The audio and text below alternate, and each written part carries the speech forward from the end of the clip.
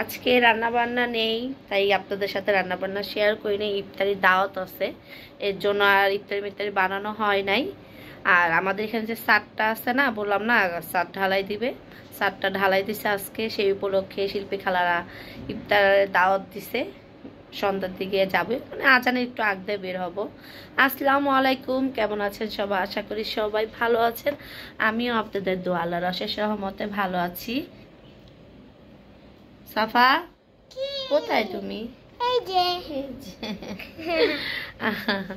সাফা মুনি আর আমি এখনো রেডি হই না, একটু রেডি হয়ে তারপর ওই বাসায় যাবো। আপারা আসে নাই, মিম সাথে, ওরা আসলে একসাথে বের হব। আর দেখেন আমাদের এখানে বিল্লু বৈশা রয়েছে, তোমার একটু ভালো করে দেখাই। এই যে বৈশা রয়েছে, চায়া রয়েছে, মায়া লাগে দেখলে। সাফা মনে অনেক এতক্ষণ দুষ্টুমি করলো বিড়ালটার সাথে। মুখ টুক কিন্তু কেমন কালো কালো লাগতেছে, কয়দিন ধরে মুখ টুক কালো কালো হয়ে গেছে, পাগল পাগল লাগতেছে। ছাদ ঢালাই দেওয়া হয়ে গেছে। আমাদের এসিটা আবার ওই যে ঢাইকা দিছে, এসিটা অনেক ময়লা হয়েছে, ছাদ ঢালাই দিছে না, এসিটা অনেক ময়লা হয়েছে।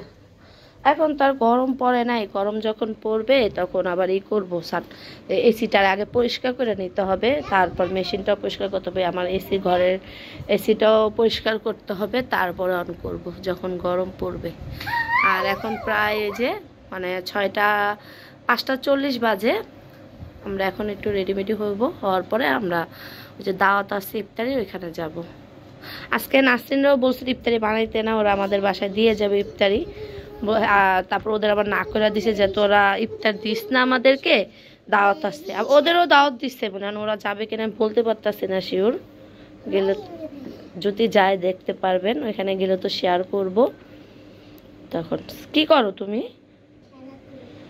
এমন কর না, ব্যথা পাইবে, কাঠি এমন কত শোনো, ব্যথা পাইবা। যাই হোক, ওইখানে যাব, যাওয়ার পর আপনাদের সাথে শেয়ার করব।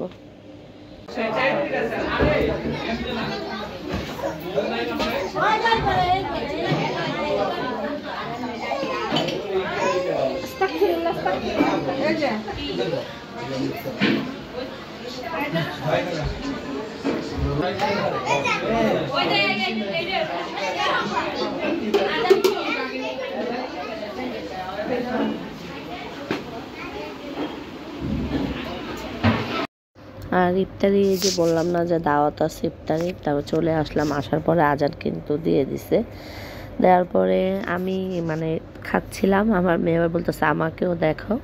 সে তো মানে খেজুর খাচ্ছিল, খেজুর দেখাইলো। আমরা তো তরমুজ খাচ্ছিলাম। আর ইফতারির পর দেখবেন ভালো লাগে না বেশি কিছু খাইতে, আরও ফল কাটছিল। বলছে না, আমরা অন্য কোনো ফল খাবো না, ফল খাইলে আবার মনে করেন বাকি খাবার খাইতে পারুম না। আমার মেয়ে শরবত খাচ্ছিল, সাফার জন্য ঠিক আছে, শরবতটা মিষ্টি, এত মিষ্টি দিছে মনে করেন শরবত মুখে দিতে পারি নাই।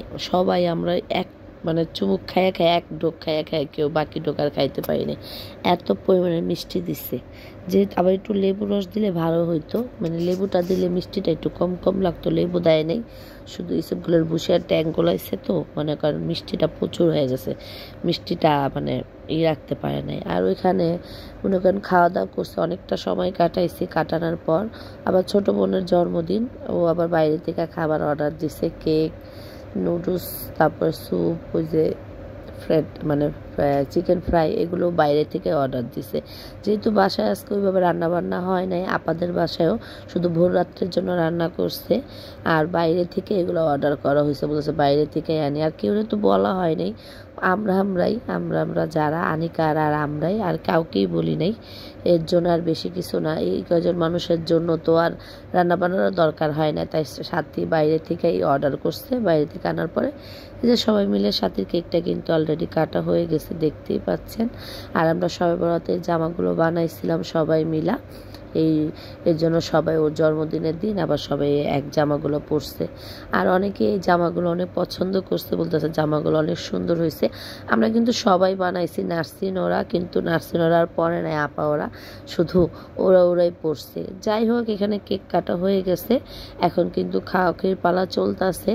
আর আমার মেয়ে তো সব বলতেছে সব চকলেটগুলো সে খাবে, একা একা হলো চকলেটগুলো কিন্তু খাচ্ছে, বলতেছে এই তোমরা নেও কেন, আমি খাবো একা, তোমরা নিও না। আবার বলতেছি না তুমিও খাও ওরাও খাও, বলতেছে আচ্ছা তাহলে ঠিক আছে। যাই হোক, ছোটো বোনের জন্মদিনটা তো পালন করতেছি আপনাদের সাথে, মানে রোজার ভিতরে ওইভাবে, নাহলে আশেপাশে আরেকজন আরও আমার মামতো বোন আসছিল, ওরা আসছিল, ওদেরও বলতাম, কিন্তু এই রোজার ভিতর দেখে আর কিচ্ছু বলে না। আবার আমার মামাতো বোনের নানির বাসায় কিন্তু এই টুনিদের বাসায়, যে টুনির মামাতো বোনের বিয়ে খাইছি, টুনির নানির বাসায় আবার মিলাদের দাওয়াত ছিল, এর জন্য আর ওইভাবে ওদেরকেও আর বলা হয়নি, বলতেছি, নাহলে ওদেরকেও বলতাম। এখন ওই মিলাদ খাওয়ার পরে সবাই 9টার পর, এটা হলো 10টার পরে কেক, আবার নতুন কেক কাটছি, আবার খাওয়া দাওয়া করছি। যাই হোক, আপনাদের সাথে শেয়ার করলাম ছোটো বোনের বার্থডেটা, মানে ছোটো বোনের কেক কাটা হয়েছে, আমি নিজেরা মিলে কেকটা কাটছি, আর মনে করেন সেটাই আপনাদের সাথে একটু শেয়ার করলাম।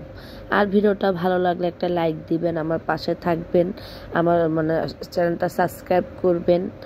আর এখানে কিন্তু মনে করেন যে রমজান মাস ভিডিও এমনিতেই দেখা হয় না, মনে করেন দেখা হইলেও অল্প অল্প দেখা হয়, বড় লং ভিডিও দিলে কিন্তু দেখা হয় না। এর জন্য ছোট্ট ছোট্ট করে ভিডিওগুলো দিচ্ছি, যাতে করে ভিডিওগুলো দেখতেও সুবিধা হয়, এর জন্য ছোট্ট ছোট্ট করে ভিডিওগুলো আমরা দিচ্ছি। আর আমরা সবাই যারা আমরা মানে ইউটিউবে ব্লগার, তারা আমরা চেষ্টা করি ছোট্ট ছোট্ট করে ভিডিওগুলো দেওয়ার জন্য। আর ভিডিওটি পর্যন্ত সবাই ভালো থাকবেন, সুস্থ থাকবেন, আল্লাহ হাফেজ।